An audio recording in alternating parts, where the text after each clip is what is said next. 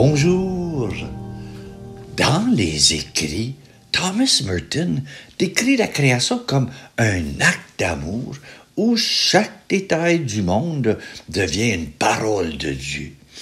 Dieu nous parle à travers la vie qu'il a créée, écrit-il, insistant sur le fait que le vent, les arbres, les nuages ou les pierres ne sont pas de simples objets, mais des symboles vivants d'une présence aimante.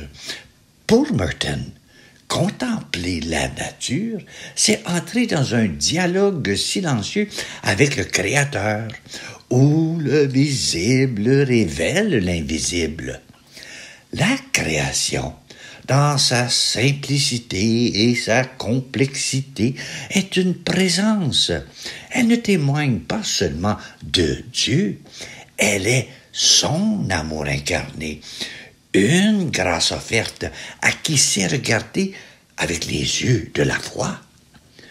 Merton souligne que les éléments naturels, même les plus ordinaires, sont chargés d'une signification spirituelle. Le vent, par exemple, n'est pas qu'une force physique.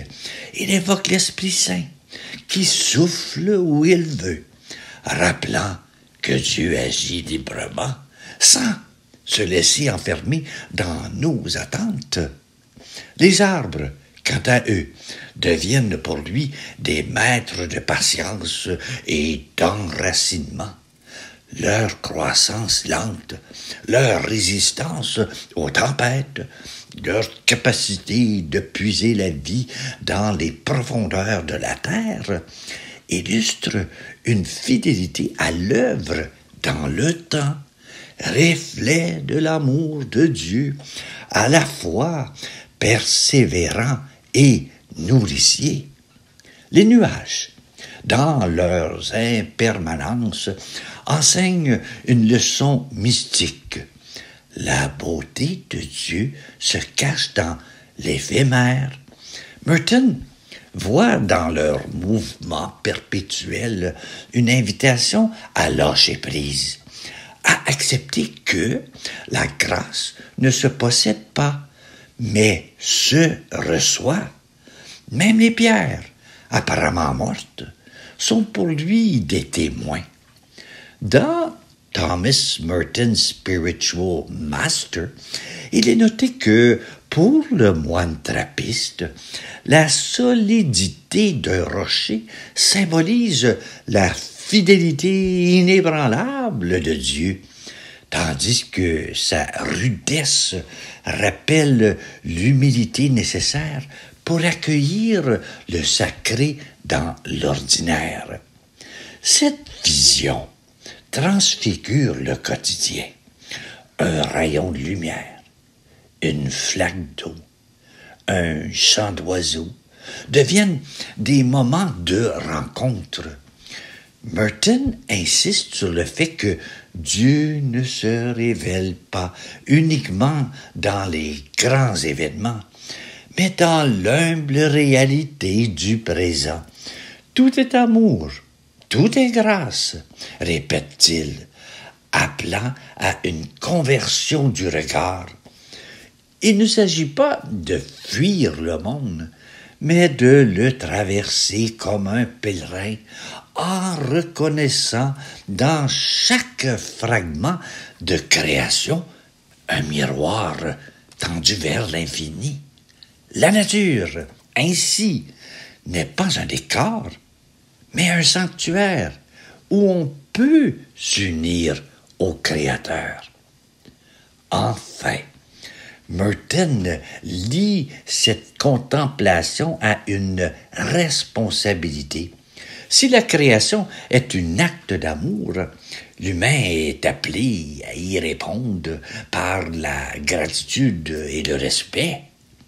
Dans ses journaux, il déplore la violence d'une société qui exploite la terre sans la voir comme un don. Pour lui, écouter Dieu à travers le vivant implique de devenir, à son tour, un artisan de paix et de communion. La création, écrit-il, est un langage d'amour. Et notre tâche est d'en être non pas les possesseurs, mais les interprètes attentifs, capables de chanter avec les pierres et les étoiles la gloire du Créateur. C'est très grand ce que Thomas Merton nous dit. Et voilà. Voici une prière que j'ai composée en lien avec ce que Thomas Merton nous a laissé. Bonjour, mon Dieu, je te regarde dans le vent qui chuchote, dans les arbres qui dansent sous ta lumière. Tu as fait chaque feuille, chaque brin d'herbe, et je dis merci pour ce cadeau si simple. Tu parles à travers les nuages qui passent, dans la pierre usée par le temps qui court. Même ce qui semble petit ou oublié porte ta voix, tous comme une caresse.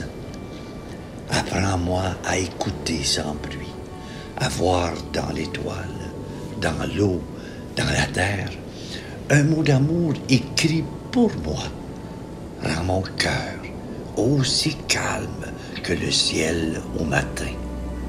Je te promets de prendre soin de ce monde, de marcher ici dans la nature comme dans ta maison.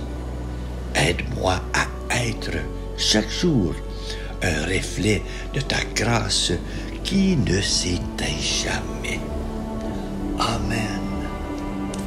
Bonne journée à toi.